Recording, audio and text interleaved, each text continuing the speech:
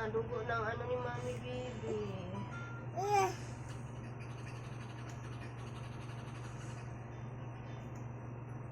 Nasugat kasi ako kanina, guys.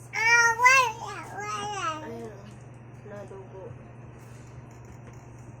Sa isang bahay kubo sa baryo, Bale, nandun habang naman gumising dada si niya. Juan Tamad, ngunit hindi pa rin niya magawang bumangon agad mula sa kanya. Tulungan, wala pala akong Kahit na sumisilip na ang araw sa bintana at naririnig na niya ang mga huni ng ibon sa labas, nanatili siyang nakapikit at nag-iingat.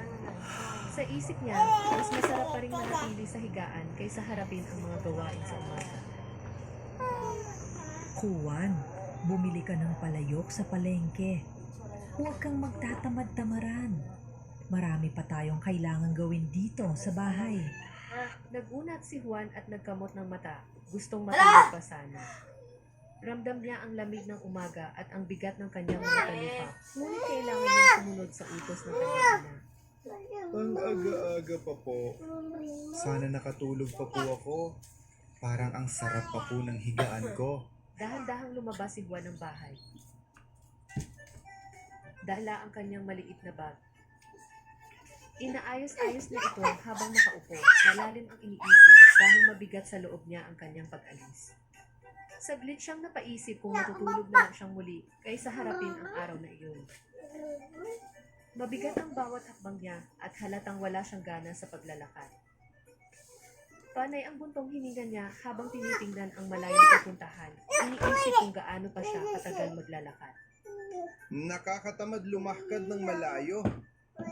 Sana mabilis lang ito.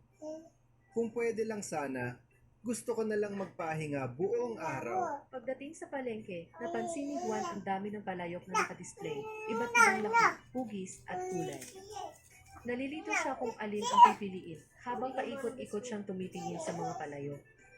Ramdam niya ang kaunting kaba at pag-aalinlangan. Iniisip kung ano ang sasabihin ng kanyang nanay kapag nagkamali siya ng pili. Ang dami pala dito. Alin kaya ang pipiliin ko? Baka magalit si nanay kung hindi ko mapili yung tamang palayok. Sana may magsabi sa akin kung alin ang pinakamaganda. Maganda at matibay ang mga palayok na ito, Juan. Sigurado magugustuhan ito ng nanay mo. Kung gusto mo, tutulungan pa kitang pumili ng pinakabagay sa kailangan mo. Pagkatapos ipaliwanag ng tindera ang iba't ibang klase ng palayok, sabik na itinuro ni Juan ang tatlong palayok na gusto niya.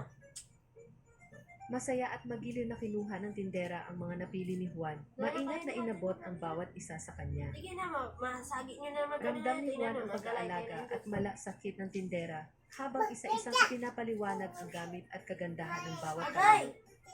Maingat na inayos ni Juan ang mga palayok upang mabuhat niya ng maayos at hindi mabasa. Iniisip niyang mas magaan kung konti lang ang bibilhin, kaya pinili niya ang mga pinakamahalaga. Habang tinitingnan ang mga ito, umaasa siyang sapat na ang mga napili niya para sa kanilang pangangailangan sa bahay.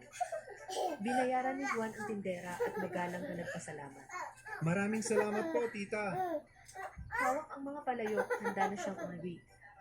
Habang naglalakad pa uwi, ramdam na ramdam ni Juan ang bigat ng mga palayok na mahigpit ng yakap.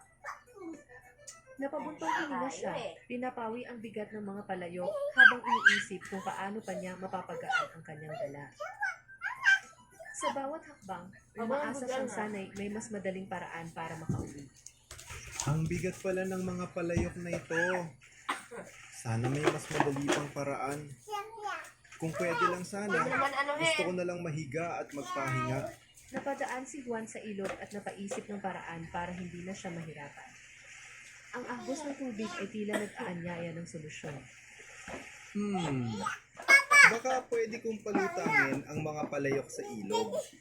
Habang nakatingin sa mga palayok at sa agos ng ilog, biglang naisip ni Juan na subukan itong palutangin na parang bangka. Kung gagana ang ideyang ito,